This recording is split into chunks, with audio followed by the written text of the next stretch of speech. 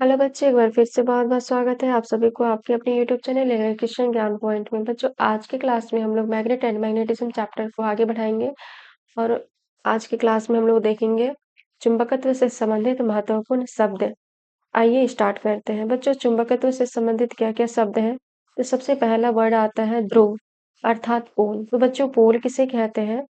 तो पोल जो होता है वो चुंबक के जिस बिंदु पर चुंबकीय बल रेखाओं की तीव्रता अधिकतम होती है वह बिंदु क्या कहलाता है बच्चों? चुंबकीय ध्रुव या पोल कहलाता है। तो चुंबक के जिस बिंदु पर चुंबकीय बल रेखाओं की तीव्रता अधिकतम होती है। तो आपको पता होना चाहिए कि कोई भी मैग्नेट होता है, सपोज दैट ये एक मैग्नेट है, इस मैग्नेट के चारों तरफ क्या बनता है बच्चों? एक चुंबकीय क्षेत्र रेखाएं बनता है। चुंबक के दो ध्रुव होते हैं, पहला उत्तरी ध्रुव और दूसरा दक्षिणी ध्रुव होते हैं। तो इन दो ध्रुवों के बीच में क्या बनता है? इन इन ध्रुवों से क्या होकर निकलता है? इनसे चुंबकीय क्षेत्र रेखाएं निकलता है जो नॉर्थ पोल से निकल करके साउथ पोल की ओर एंटर करता है। ठीक है। तो पोल किसे कहेंगे बच्चों? तो जिस भाग में सबसे ज्यादा क्या होता है? चुंबकीय बल होता है, अर्थात जिस बिंदु पर सबसे ज्यादा अधिकतम तीव्रता होता है, ठीक है, उसी को ही हम लोग क्या बोलेंगे? चुंबकीय ध्रुव कहेंगे। ठीक है। तो आप लोग देख सकते हैं सबसे ज्यादा तीव्रता कौन सा पॉइंट पर होता है? इस पॉइंट पे। ठीक है।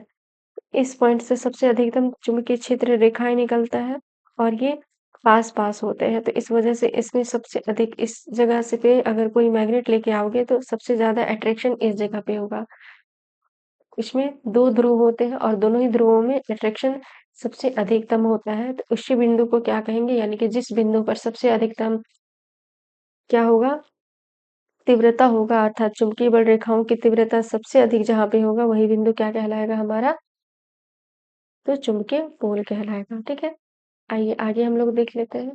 बच्चों, चुंबकीय अक्ष अर्थात मैग्नेटिक एक्सिस किसे कहते हैं? तो किसी भी मैग्नेट के अर्थात किसी चुंबक के उत्तरी ध्रुव तथा दक्षिणी ध्रुव को मिलाने वाली काल्पनिक रेखा चुंबकीय अक्ष कहलाता है।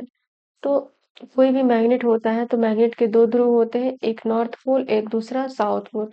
तो नॉर्थ पोल और साउथ को, इन दोनों पोल को अर्थात इन दो ध्रुवों को मिलाने वाली जो काल्पनिक रेखा है, ये देखिए ये जो रेखा जा रहा है ये एक काल्पनिक रेखा है। इन दो ध्रुवों को मिलाने वाली काल्पनिक रेखा को ही क्या कहते हैं? मैग्नेटिक एक्सिस कहते हैं। ठीक है। आई होप ये क्लियर हो गया होगा। मैग्नेटिक एक्सिस किसे कहते हैं? कि दो ध्रुवों को मिलाने वाली काल्पनिक रेखा को मैग्नेटिक एक्सिस कहते हैं। आइए अगला देखते हैं चुंबकीय उदासीन अक्ष मैग्नेटिक न्यूट्रल एक्सिस क्या होता है? तो बच्चों, मैग्नेटिक न्यूट्रल एक्सिस क्या होता है?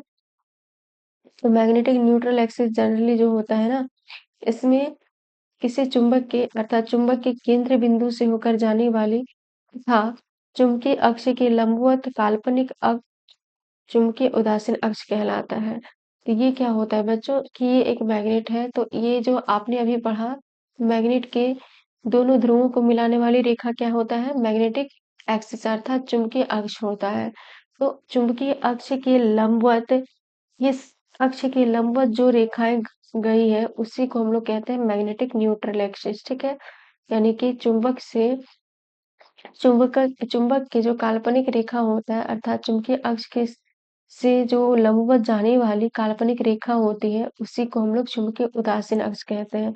और चुंबकीय उदासीन अक्ष में चुंबक का जो तीव्रता होता है बच्चों वो 0 होता है। इस बिंदु पे मैग्नेट का प्रॉपर्टीज 0 होता है, इसलिए इसे मैग्नेटिक न्यूट्रल एक्सिस अर्थात चुंबकीय उदासीन अक्ष कहते हैं।